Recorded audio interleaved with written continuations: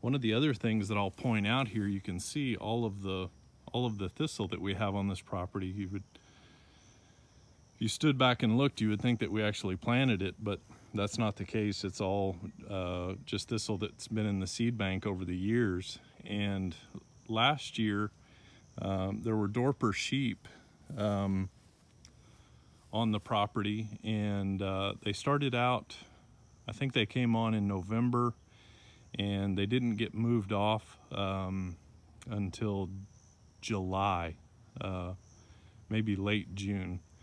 But either way,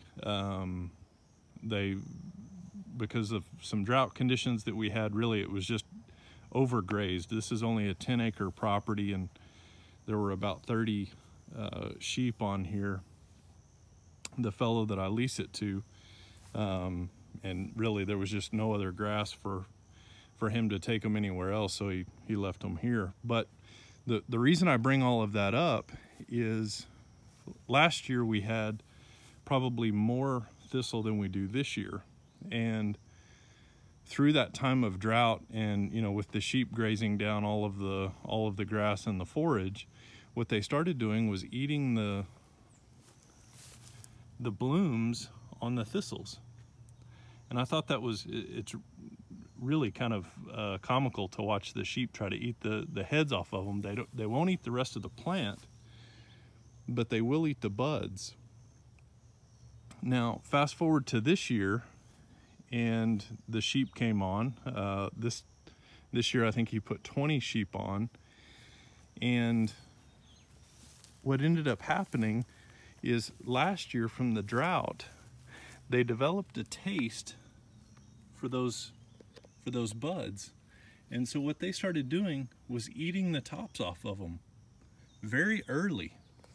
Now the sheep aren't on here right now. That's why we've got some buds that have started to come back. But as you look through here, this one right here, the bud has been taken off. That one there, the bud was taken off and now it's regrown, but a much smaller head on it. So, in some respects, there's some benefit to overgrazing every now and again. These sheep, it was sort of a last resort for them last year. And then this year, even when they had plenty of grass, lots of winter grass, we had some rye coming up, all of the good things that sheep would normally like, the first thing that they went after were these thistle heads.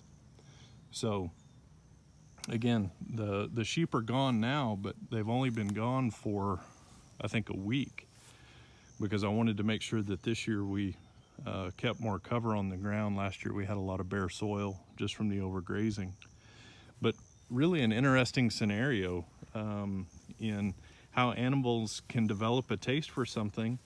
And boy, once they do, once they develop that taste for it, they almost prefer it to anything else. You can see these heads here. So this one has been taken off and a new one is started. The same thing here. This one is the same way. It's a really interesting scenario. So matter of fact, the sheep had done such a good job at controlling the thistle this year that I've asked him to bring the sheep back for a week or two, just to see if they will go ahead and take a number of these heads off, just to reduce the seed bank loading of thistle.